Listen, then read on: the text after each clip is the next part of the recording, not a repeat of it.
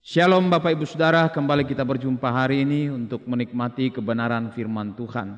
Judul firman Tuhan hari ini adalah Anda bisa sukses. Pasti bisa sukses. Itu kerinduan setiap orang.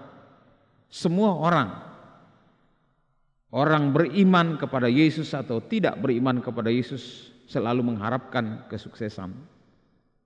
Namun konsep tentang kesuksesan menurut orang-orang di luar Kristus dan orang-orang di dalam Kristus itu berbeda. Banyak juga orang yang hidup di dalam gereja, aktif sebagai orang Kristen, akan tetapi konsepnya tentang sukses itu masih sama seperti orang yang di luar Kristus.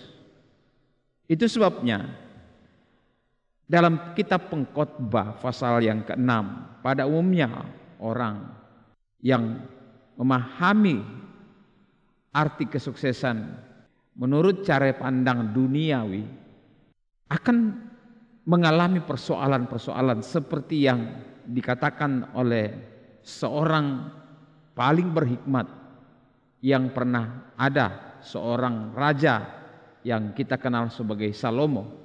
Di usia senja, di usia tuanya, ketika ia telah mengalami banyak hal dalam hidupnya, ia membuat sebuah tulisan yang ditulis dalam buku Pengkhotbah. Dalam buku Pengkhotbah pasal 6 ayat yang ke-1 dan 2, dia berkata, ada suatu kemalangan yang telah kulihat di bawah matahari yang sangat menekan manusia. Orang yang dikaruniai Allah kekayaan, harta benda, dan kemuliaan, sehingga ia tak kekurangan suatu pun yang diingininya. Tetapi orang itu tidak dikaruniai kuasa oleh Allah untuk menikmatinya, melainkan orang lain yang menikmatinya. Inilah kesia-siaan dan penderitaan yang pahit. Bapak Ibu Saudara, itukah konsep sukses yang saudara pikirkan? Punya segala sesuatu, punya kemuliaan, punya kehormatan, tidak kurang suatu apapun, tetapi tidak dikaruniai kuasa untuk menikmatinya. Inilah penderitaan yang pahit dan dikatakan kemalangan yang sangat menekan manusia. Nah, Bapak Ibu Saudara yang dikasihi Tuhan, sebagai orang yang percaya kepada Tuhan, sebagai orang yang tertanam di dalam Kristus Yesus, sebagaimana kita sudah pelajari minggu lalu di dalam Injil Yohanes pasal 15, kita menemukan bahwa orang yang tertanam di dalam Kristus berbuah lebat. Terlalu banyak orang Kristen yang berpikir berbuah lebat atau sukses atau berhasil adalah berarti orang itu adalah orang kaya. Orang itu adalah orang yang mulia. Orang itu adalah orang yang tidak kurang suatu apapun yang diingininya. Tetapi benarkah bahwa orang seperti ini dapat menikmati kebahagiaan? Ternyata bahwa Pengkhotbah berkata bahwa itu bukan jaminan orang berbahagia. Karena kekayaan tidak bisa menjamin orang untuk berbahagia. Nah, mari coba kita pelajari bahwa ketika saudara lahir baru di dalam Kristus Yesus, konsep tentang sukses adalah bagaimana saya hidup sesuai kehendak Tuhan. Bagaimana saya hidup sesuai rancangan Allah. Dan rancangan Allah itu membuat saya hidup berarti bagi kerajaan Allah dan bagi sesama. Hasilnya adalah kebahagiaan. Hasilnya adalah sukacita damai sejahtera. Hasilnya adalah kenikmatan, kuasa untuk menikmati segala yang dirancang Allah. Sebagai orang yang telah lahir baru, kalau saudara adalah orang yang telah lahir baru, saya sangat percaya bahwa standar sukses saudara adalah bagaimana saya mampu hidup saleh. Bagaimana saya mampu hidup kudus? Bagaimana saya mampu hidup taat? Bagaimana saya mampu hidup menyenangkan hati Allah. Bagaimana saya hidup menjadi berkat bagi orang lain. Nah, apakah Bapak Ibu Saudara, hidup yang sukses seperti ini adalah hal yang muluk-muluk, hanya teori saja? Nah, persoalan yang kita hadapi di banyak orang percaya, orang Kristen adalah mereka telah berusaha untuk hidup benar. Banyak orang Kristen telah berupaya dengan segala cara, dengan kesungguhan, dengan semangat, dengan tekad. Tetapi sekali lagi ia jatuh, bangun, dan pada ujung-ujung hidupnya ia putus asa. Bagaimana bisa saya menghadapi keadaan seperti ini? Jadi apakah hidup saleh, hidup benar itu berat dan sulit bagi orang percaya? Kita sudah belajar minggu kemarin bahwa ketika kita tertanam di dalam Kristus Yesus sebagai pokok kehidupan kita, Ia akan mensuplai kehidupan kepada kita. Hayat Kristus, kehidupan Kristus dialirkan kepada kehidupan kita, sehingga kemampuan kita bukanlah dari diri kita, tapi kemampuan kita untuk hidup benar adalah karena kita tertanam dengan iman kepada karya Kristus di kayu salib. Nah, Bapak Ibu Saudara, mari kita belajar dari tulisan Rasul Petrus. Dia berkata dalam 2 Petrus pasal 1 ayat 3. Karena kuasa ilahinya telah menganugerahkan kepada kita segala sesuatu yang berguna untuk hidup yang saleh oleh pengenalan kita akan Dia yang telah memanggil kita oleh kuasanya yang mulia dan ajaib. Artinya ketika kita lahir baru, kita tertanam di dalam pokok anggur yaitu Yesus Kristus. Maka apa yang terjadi dari hubungan pribadi kita dengan Kristus?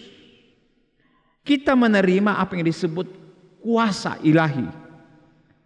Kuasa ilahi inilah yang menganugerahkan kemampuan kepada kita untuk hidup sesuai dengan kehendak Allah, untuk hidup sukses menjadi pengikut Kristus yang sejati.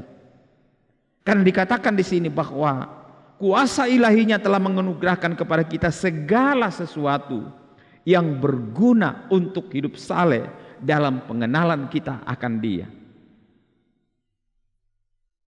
Tahukah saudara bagaimana latar belakang dari Rasul Petrus?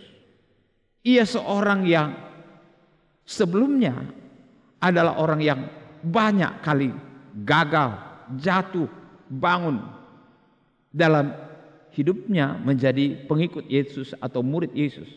Pernah dengan tekad dan semangatnya ia meminta untuk datang kepada Yesus yang sedang berjalan di atas air. Tetapi kemudian dia jatuh.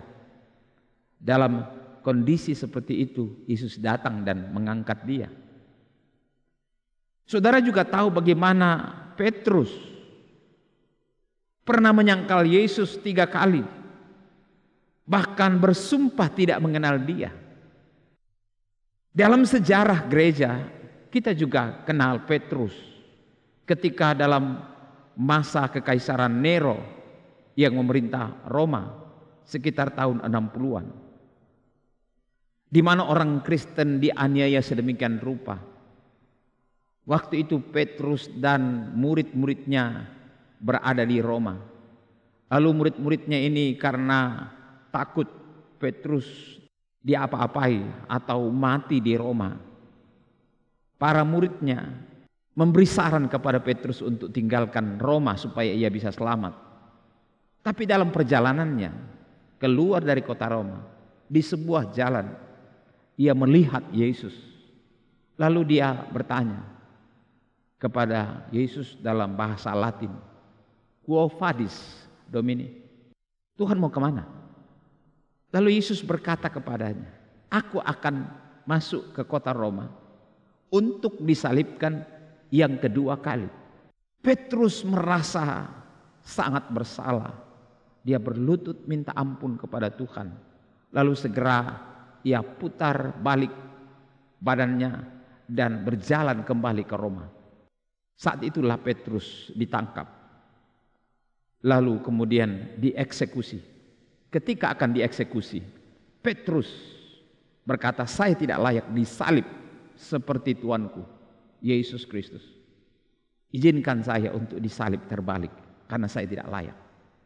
Bapak Ibu Saudara yang dikasihi Tuhan, Petrus menulis surat ini menunjukkan kepada kita semua bahwa kita memang tidak bisa berbuat apa-apa dari diri kita sendiri. Yesus sendiri berkata, di luar aku kamu tidak bisa berbuat apa-apa. Petrus menyadari bahwa tanpa hubungan dengan Kristus, ia tidak punya apa-apa. Sebelum ia berjumpa dengan Yesus dalam kebangkitannya Yesus kembali dari kematian, ia lemah tidak berdaya. Tapi ketika ia berjumpa pribadi dengan Yesus setelah kebangkitannya, dalam keilahiannya Yesus Kristus, ia mengalami transformasi. Terlebih ketika ia dipenuhi oleh Roh Kudus, ia menjadi seorang rasul pemimpin di Yerusalem dan kemudian pergi ke Roma untuk memberitakan Injil bersama murid-muridnya. Di sana ia tidak berdaya. Ia berpikir akan menyelamatkan diri, tetapi kuasa ilahi dalam dirinya berjumpa dengan Allah dan kemudian membawa dia kembali untuk menghadapi risiko sebagai pengikut Yesus. Bapak Ibu Saudara, Rasul Petrus menyadari dia tidak punya kemampuan apa-apa untuk hidup seturut kehendak Allah. Dan itu sebabnya dia butuh kuasa ilahi mengalir dalam dirinya. Bagaimana supaya kuasa ilahi itu ada di dalam dirinya? Lewat hubungan pribadi dengan Kristus. Nah, pertanyaan penting bagi saudara sebagai orang percaya kepada Yesus Kristus, apakah engkau sudah mempunyai hubungan pribadi yang sangat pribadi dengan Kristus? Ini sangat penting, karena jika saudara tidak punya hubungan yang konsisten, tertanam di dalam dia dengan iman saudara yang sungguh-sungguh terhadap karya Kristus terus-menerus dalam hidupmu, maka engkau menjadi orang Kristen yang masuk keluar, jatuh bangun. Kenapa? Saya mau beritahu bahwa apa yang membuat kita terhubung dengan Kristus hanya ada satu, yaitu iman. Iman kepada Kristus Yesus, iman kepada karyanya. Bapak Ibu Saudara yang dikasihi Tuhan, ketika kita membangun hubungan pribadi kita dengan Kristus, maka kuasa ilahinya itu menganugerahkan kepada kita segala sesuatu. Dikatakan telah menganugerahkan kepada kita. Artinya sebenarnya, sesungguhnya kuasa ilahi itu ada pada setiap orang yang percaya, yang telah mengalami Kristus di dalam hidupnya secara pribadi. Dan itulah yang membuat dia mampu hidup saleh dalam pengenalan kepada dia. Bapak Ibu Saudara yang dikasihi Tuhan, mari kita pelajari bahwa sesungguhnya kuasa ilahi itu begitu luar biasa ada di dalam orang percaya. Sayang sekali bahwa karena orang percaya tidak memahami kuasa ilahi ini, itulah yang membuat banyak orang Kristen tidak dapat mengalami buah karya hubungan pribadinya dengan Kristus, tidak menerima suplai kehidupan dari Kristus. Kenapa? Karena imannya tidak teguh, tidak paham tentang kebenarannya, statusnya yang ada di dalam Kristus Yesus. Rasul Paulus menulis hal yang sama di dalam Efesus pasal 1 ayat 19. Dia berkata di dalam ayat sebelumnya, ketika Paulus mendengar tentang jemaat di Efesus, tentang iman mereka, tentang kesungguhan mereka, ia selalu berdoa agar apa? Supaya mata hati mereka terbuka, pikiran mereka terbuka, supaya dapat mengenal, memahami, supaya menerima pewahyuan dari Allah tentang kuasa ilahi yang ada di dalam diri orang-orang percaya. Dan kita tahu bahwa kemudian dalam sejarah jemaat Efesus itu menjadi kocar-kacir. Kenapa menjadi kocar-kacir? Karena mereka tidak memahami betapa hebatnya kuasa ilahi itu ada di dalam diri mereka. Mereka menjadi goyah ketika menghadapi penganiayaan. Mereka menjadi gemetar menghadapi persoalan-persoalan yang mengguncang iman mereka. Paulus mengatakan, aku berdoa supaya kamu mengetahui betapa hebat kuasanya bagi kita yang percaya. Kuasa ini, kuasa ilahi ini ada pada setiap orang percaya. Kalau saudara tidak menyadari hal ini, maka apa yang terjadi? Saudara tidak akan mendapatkan suplai kehidupan, infus, kuasa kehidupan, kuasa hayat itu dari Kristus. Makanya saudara menjadi orang Kristen yang terus berusaha dengan kekuatan Anda sendiri, seperti halnya agama-agama apapun yang lain. Agama di luar hubungan pribadi dengan Yesus, termasuk kekristenan yang hanya memahami bahwa saya beragama Kristen. Dia akan berupaya menjadi orang Kristen yang legalistik, berpikir bahwa dia bisa taat supaya berkenan, lakukan ini, lakukan itu supaya layak, supaya dikuduskan, supaya masuk surga, supaya diberkati. Kekristenan tidak seperti itu, Bapak Ibu Saudara. Kekristenan adalah orang-orang yang dengan iman mengakui, memahami bahwa ia hidup karena Kristus, ia taat karena Kristus, ia kudus karena Kristus hidup di dalam dia, ia saleh karena Kristus mengalirkan kesalehan itu di dalam dirinya dan melalui dirinya, dan itu sebabnya ia bisa berbuah yang baik. Betapa hebat kuasanya bagi kita, betapa hebat, saudara. Tapi sayang sekali ada banyak orang Kristen yang merendahkan dirinya sedemikian rupa, membiarkan dirinya dibodoh-bodohi oleh iblis, dipecundangi oleh iblis dan filosofi-filosofi agamawi, sehingga selalu berasa tidak berdaya menghadapi dosa, kelemahan, ketidakmampuan, kegagalan terus terjadi atas hidupnya. Coba saudara pelajari kembali betapa hebat kuasanya bagi kita yang percaya, sesuai dengan kekuatan kuasanya yang besar yang dikerjakannya di dalam Kristus. Itu terjadi dalam hidup saudara ketika saudara tertanam di dalam Kristus. Saudara menerima suplai, infus, kehidupan. Itulah kuasa Allah yang sangat besar. Dan itu sebabnya Yesus berkata, bagi orang percaya tidak ada yang mustahil. Saudara yang percaya kepada Kristus, saudara tertanam di dalam Kristus, maka Allah mensuplai kehidupan ilahinya. Kemampuan, kuasa, kemuliaan, ketabahan, dan sebagainya, kekuatan untuk saudara hidup sesuai dengan kehendak Allah. Bagaimana itu terjadi? Kita baca baik-baik ayat ini. Dikerjakannya di dalam Kristus dengan membangkitkan dia dari antara orang mati dan menundukkan dia di sebelah kanannya di sorga. Bapak Ibu Saudara, Yesus yang duduk di sorga adalah Yesus yang telah menang.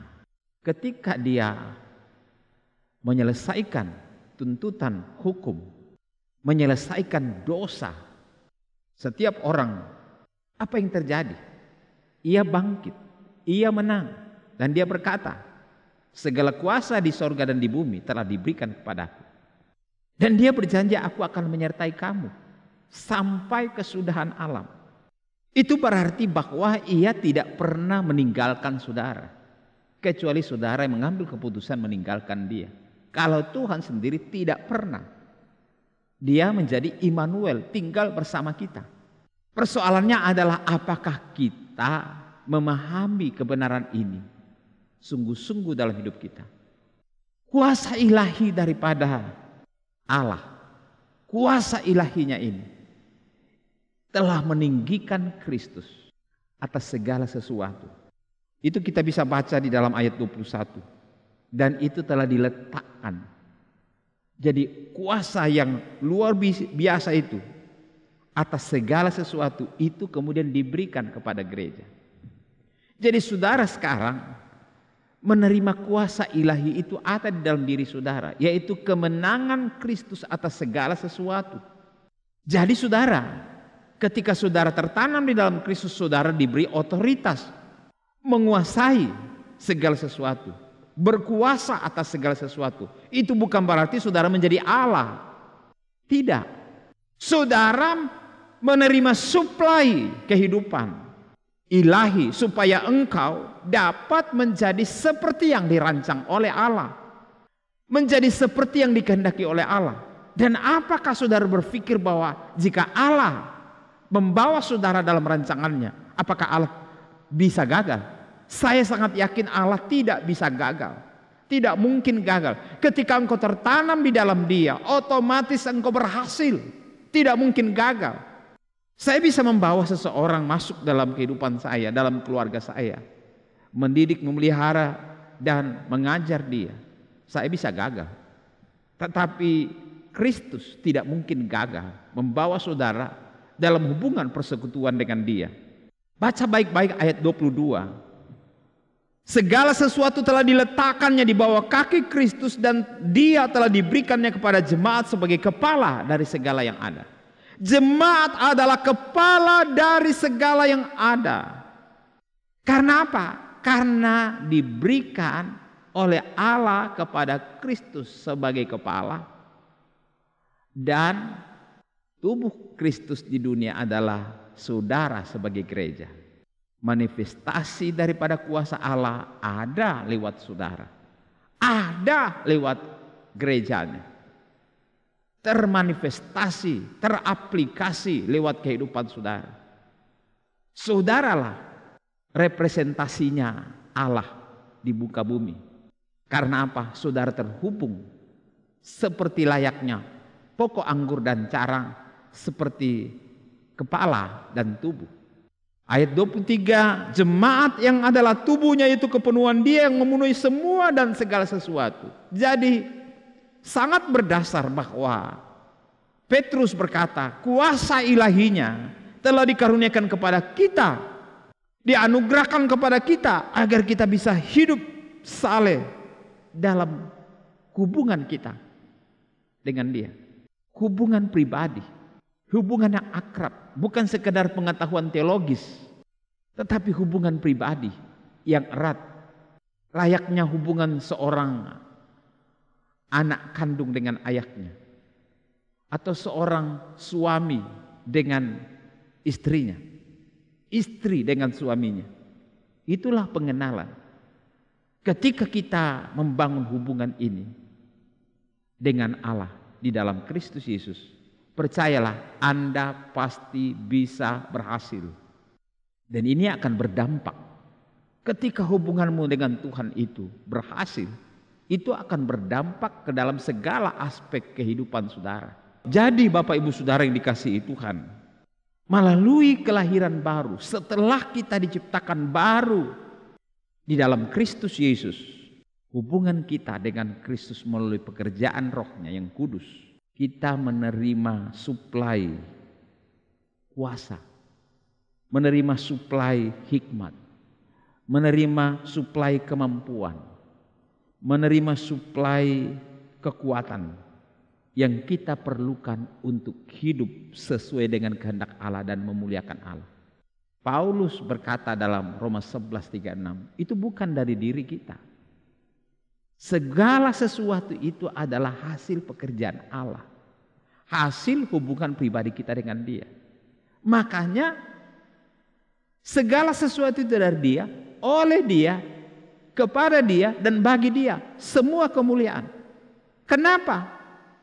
Tanpa Dia kita tidak bisa hidup saleh. Tanpa hubungan persekutuan yang erat, yang kuat dengan Dia, kita tidak bisa hidup kudus, kita tidak bisa hidup taat. Kalau saudara berusaha taat, satu saat saya mau kasih tahu. Jika engkau berusaha taat dengan kekuatanmu sendiri, tanpa terhubung dengan Kristus, engkau bisa taat beberapa kali. Tapi akhirnya engkau akan menyerah. Karena saudara akan berkata, capek deh. Saudara akan berkata, tidak mampu. Saudara akan menjadi lemah. Saudara tidak akan bisa konsisten sampai di ujung jalan. Kenapa saudara? Karena saudara berusaha dengan kekuatanmu sendiri. Dan itu sebabnya Yesus berkata dalam Yohanes 15:5, di luar aku kamu tidak bisa berbuat apa-apa. Berhentilah menjadi orang Kristen yang berusaha berbuah dengan kekuatanmu sendiri. Engkau pasti gagal. Tapi ketika engkau tertanam di dalam Kristus, maka Kristus akan mensuplai kehidupannya di dalam diri saudara sehingga saudara menikmati kehadirannya. Saudara menerima suplai kuasa ilahi untuk saudara bisa berhasil dalam mengiring Yesus, dalam melayani Yesus. Saudara tidak akan menjadi rasa berat melayani Tuhan. Saudara tidak akan menjadi merasa berat, tidak berdaya untuk taat. Kalau saudara berkata saya tidak mampu, saya tidak kuat, saya mau beritahu saudara, itu berarti saudara tidak tertanam di dalam dia. Hubungan dengan Kristus membuat kita dapat menikmati segala rancangan Allah. Ketaatan kita nikmati. Kekudusan kita pun juga akan membuat kita sukacita dan damai sejahtera. Kalau tidak, saudara tidak akan punya hal seperti itu. Itu sebabnya saudara menjadi berat mengambil tanggung jawab pelayanan. Berat menjadi orang Kristen. Berat menjadi pengikut Yesus. Karena saudara tidak berada di dalam hubungan pribadi yang kuat dengan Yesus Kristus. Kembali dalam 2 Petrus pasal 1 ayat 4 dikatakan, dengan jalan itu. Jalan apa? Dengan jalan karya Kristus di dalam diri kita, lewat suplai kuasa ilahinya, Ia telah menganugerahkan kepada kita. Ia telah menganugerahkan kepada kita janji-janji yang berharga dan yang sangat besar, supaya olehnya kamu boleh mengambil bagian dalam kodrat ilahi dan luput dari nafsu duniawi yang membinasakan dunia. Perhatikan baik, saudara bisa luput dari hawa nafsu daging manusiawi yang membinasakan saudara, yang menghancurkan saudara, yang membuat saudara tidak berdaya, yang membuat saudara menjadi lemah dan putus asa. Apabila saudara tidak terhubung dengan Kristus dengan benar, tetapi ketika saudara menerima kuasa ilahinya, Ia telah menganugerahkan kepada kita janji-janji yang berharga, bukan janji palsu, tapi janji yang pasti. Janji itu adalah janji yang sangat besar, supaya oleh hubungan pribadimu dengan Tuhan, engkau menerima janji itu, kamu boleh mengambil bagian dalam kodrat ilahi. Saya mau menjelaskan sedikit tentang kodrat ilahi ini. Kodrat ilahi dalam bahasa aslinya itu berarti nature, natur, alamiah. Jadi kodrat ilahi itu merupakan sifat dasar atau sifat alamiah diri kita yang sudah diciptakan baru. Waktu kita belum diciptakan baru, kita punya sifat dasar alamiah, natur kita adalah berdosa, tidak berdaya, terkutuk, hidup jauh dari Allah. Kecenderungan kita adalah bikin dosa, bikin dosa, bikin dosa. Jahat. Hidup kita susah, menderita. Sekalipun kita punya segala sesuatu, kata pengkhotbah, tapi kita tidak punya kuasa untuk menikmatinya. Tapi dengarkan baik-baik firman Tuhan ini. Ketika saudara lahir baru, saudara diberi sifat baru secara alamiah, yaitu sifat ilahi.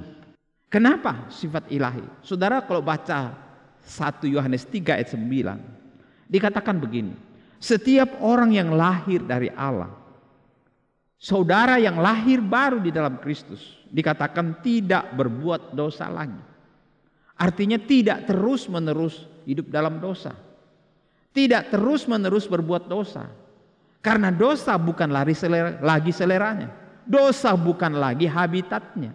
Jadi dia tidak bisa hidup di dalam dosa. Kenapa? Karena benih ilahi tetap ada di dalam dia. Apa itu benih ilahi? Terjemahan lain berkata sifat Allah ada di dalam dia. Sifat apa? Sifat alamiah kehidupan ilahi. Dan sifat alamiah itu adalah kecenderungan untuk hidup kudus, hidup benar, hidup menyenangkan hati Allah, hidup taat, hidup cinta Tuhan, cinta kepada sesama. Saya sudah bahas minggu kemarin tentang Galatia 5. Benih ilahi ini dalam bahasanya aslinya disebut sperma atau sifat ilahi, sifat alamiah yang ada di dalam benih ilahi. Tidak mungkin benih ilahi itu adalah memiliki sifat dosa. Benih ilahi itu adalah sifat yang unggul, sifat yang mulia, sifat yang kudus, sifat yang benar. Jadi Bapak Ibu Saudara, ketika saudara memiliki benih Allah, apa yang terjadi? Saudara suka hidup benar, suka hidup kudus. Itu adalah buah hasil suplai kehidupan ilahi dari pokok anggur, yaitu Yesus Kristus. Ketika saudara tertanam di dalam dia, saudara menerima infus kehidupan sifat-sifat Allah di dalam diri saudara. Itu sebabnya saudara pasti bisa berhasil jadi orang Kristen, berdampak dalam segala aspek kehidupan saudara. Dan sifat ilahi atau kodrat ilahi ini yang kita miliki ini memungkinkan kita untuk menerima janji-janji Allah yang besar, artinya yang berharga. Artinya bahwa ada kepastian, bukan PHP.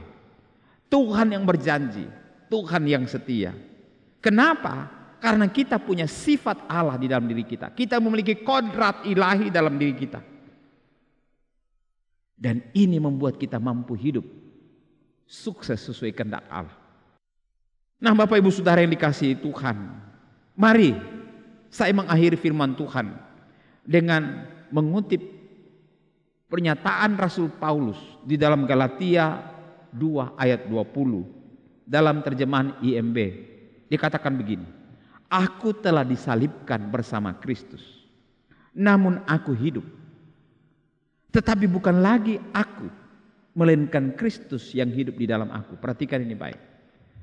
Bukan aku yang mampu hidup kudus. Bukan aku yang mampu hidup benar. Bukan aku yang mampu hidup saleh. Bukan aku yang membuat aku sukses dalam hidupku. Tetapi Kristus yang hidup di dalam aku. Jadi menerima infus, menerima suplai kehidupan yang terus-menerus secara konsisten dari Allah. Itu yang membuat kita dapat sukses. Karena begitulah hidup kita di dalam Kristus. Hidupku yang sekarang, yang aku hidupi secara jasmani adalah hidup oleh iman. Jadi percayalah terus-menerus, deklarasikan dalam hidup saudara bahwa saudara telah memiliki kuasa ilahi melalui kelahiran baru di dalam Kristus Yesus. Saudara punya sifat ilahi dan saudara pasti bisa karena saudara ada di dalam Kristus. Saudara milik Kristus, saudara anak Allah, saudara memiliki roh kehidupan dalam diri saudara. Katakan pada diri saya pasti bisa karena Kristus. Saya meminta Roh Kudus alirkan kuasa ilahi itu melalui saya sehingga saya bisa berbuah-buah 30, 60, 100 kali lipat. Kenapa? Karena saya beriman kepada Kristus, anak Allah yang telah mengasihi aku dan telah menyerahkan dirinya bagiku. Jadi Bapak Ibu Saudara, Kristus telah memberikan kuasa tersebut kepada saudara melalui pengenalan pribadi kita dengan Allah. Pengenalan yang bukan sekedar pengetahuan teologis, tetapi yang dimaksud adalah hubungan pribadi. hubungan kenal mengenal dengan akrab seperti layaknya hubungan antara kepala dan tubuh, hubungan antara pokok anggur dan carangnya. Itulah yang membuat kita mampu mengekspresikan kekudusan dan kebenaran Allah. Sukses dalam segala sesuatu. Kita hidup mempermuliakan Tuhan. Kita hidup jadi berkat. Itulah sukses kita di dalam Tuhan. Apa gunanya engkau memiliki hidup segala kelimpahan material dan semua hal tidak kurang satu apapun, tetapi saudara tidak jadi berkat. Saudara tidak hidup sesuai kehendak Allah. Saudara tidak sesuai dengan hidup sesuai dengan agenda-agenda Allah. Saudara hidup gagal dan sia-sia. Inilah yang disebut oleh pengkhotbah penderitaan yang pahit. Semua itu adalah kesia-siaan belaka. Inilah yang disebut kemalangan yang sangat menekan manusia. Inilah penderitaan yang pahit, sudah penderitaan lagi, pahit lagi. Tapi saya percaya, saudara yang tertanam di dalam Kristus, saudara akan menikmati rancangan-rancangan Allah terjadi atas hidupmu secara pribadi. Sekali lagi, secara pribadi. Dan oleh karenanya, saudara bisa mengalirkan kehidupan kepada orang-orang di sekitar kehidupan saudara. Dan Tuhan selalu dimuliakan. Tuhan memberkati saudara. Amin.